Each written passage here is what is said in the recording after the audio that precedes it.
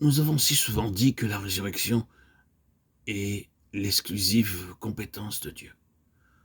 Nous pouvons accomplir beaucoup de réanimations, beaucoup de choses dans le domaine de la respiration artificielle, mais nous ne pouvons rien faire dans les résurrections.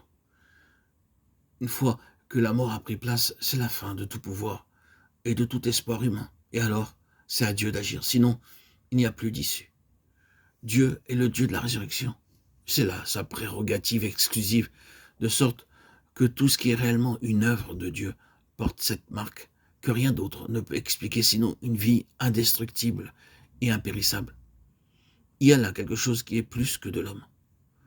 Parfois, l'homme pénètre dans les choses de Dieu, usurpant la place de Dieu dans Saint Jérusalem par rapport à son témoignage.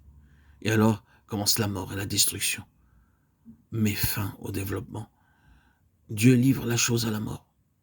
C'est une chose solennelle de réaliser qu'il arrive un moment où Dieu doit se tenir en retrait et livrer à la mort, parce que l'homme a pris de l'emprise et s'est introduit dans son chemin. Mais quand l'homme fait cela, les feux du jugement opèrent. Le résultat d'une telle ingérence à l'égard de Dieu se réglera de lui-même. Et alors, quand cette œuvre de purification par le feu est accomplie, Dieu revient et produit une résurrection. C'est là l'histoire de bien des choses avec lesquelles Dieu a commencé, mais desquelles, dans le cours des événements, il a dû se tenir à l'écart. Et puis, à nouveau, il a fait son entrée. Il en est ainsi. Et c'est parfois comme cela dans les vies chrétiennes individuelles. Dieu constate qu'il ne peut pas aller plus loin. Il est allé aussi loin qu'il a pu. Maintenant, il est entravé. Il y a là une volonté qui refuse de se soumettre à lui. Il y a là quelque chose qui ne veut pas céder devant Dieu. Il se tient en retrait, et que ce soit pendant toute la durée de longues décades, le Seigneur n'abandonne pas la partie. Voyez le témoignage des 40 ans d'Israël dans le désert et des 70 ans de captivité à Babylone, de longues années de stérilité, de dénuement et de désolation. Il voulait recouvrer, restaurer, revenir. Il voulait avoir même là un témoignage.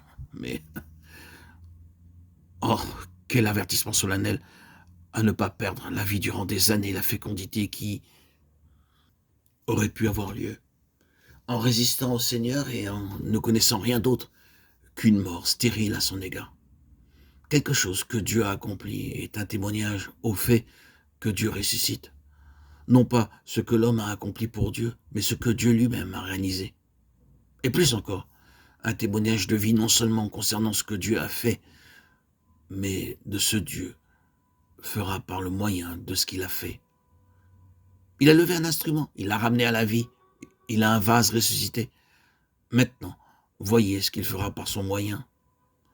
Un témoignage de vie, c'est là assurément le triomphe glorieux de la Jérusalem ultime, descendant du ciel d'auprès de Dieu. Quelle histoire mouvementée a eu ce nom de Jérusalem. Mais finalement, il y a le triomphe en rapport avec ce nom même. Il ne représente plus ou ne symbolise plus la défaite, la faillite, la tragédie. Il est maintenant le symbole du triomphe de Dieu. Ici, enfin, la mort est engloutie dans la victoire. Et que se passe-t-il? De cette Jérusalem-là coule un fleuve d'eau de la vie. Les nations en retirent le bénéfice. L'arbre arrosé par ce fleuve porte son fruit et les feuilles de l'arbre servent à la guérison des nations. C'est un témoignage de vie.